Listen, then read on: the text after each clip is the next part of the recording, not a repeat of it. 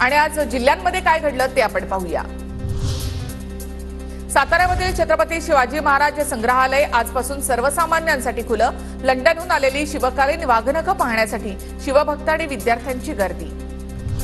सिंधुदुर्गच्या वैभववाडीमधील करुळ घाटामध्ये दरड कोसळली। डोंगराचा काही भाग रस्त्यावर नव्यानं बांधलेला संरक्षक कठडा तुटला।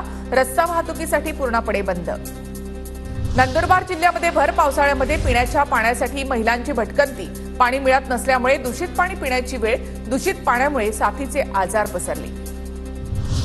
नाशिक महापालिकेला केंद्राकडून प्राप्त होणारं कोट्यवधींचं अनुदान रद्द। प्रकल्प सुरू करण्यास विलंब झाल्यामुळे 3,13,00,000चा निधी रद्द। यापूर्वी प्राप्त झालेले 1,19,00,000 रुपयांची रक्कम परत मागितल्यामुळे महापालिकेची नाचक्की।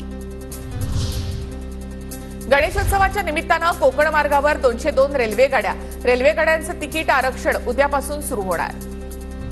उद्या गुरुपौर्णिमेच्या निमित्तानं शिर्डी साई मंदिर भाविकांसाठी 24 तास खुलं। भाविकांना सुलभ दर्शनासाठी संस्थानाकडून प्रयत्न। तुळजाभवानी देवीच्या दर्शनासाठी 500 रुपयांचा ऑनलाईन स्पेशल पास। ऑफलाईन बरोबरच मोबाईल ॲपवरून सुद्धा काढता येणार पास। यंदाच्या आषाढी वारीमध्ये 9,62,249 भाविकांनी घेतलं श्री विठ्ठल रुक्मिणी मातेचं दर्शन। मंदिर समितीकडून 6 जुलै ते 18 जुलै पर्यंतची आकडेवारी जाहीर। जळगाव जिल्ह्यामध्ये चाळीसगाव कृषी उत्पन्न बाजार समितीत कांद्याची आवक वाढली। आवक वाढल्यामुळे कांद्याच्या दरामध्ये घसरण। शेतकऱ्यांच्या चिंतेत मात्र वाढ।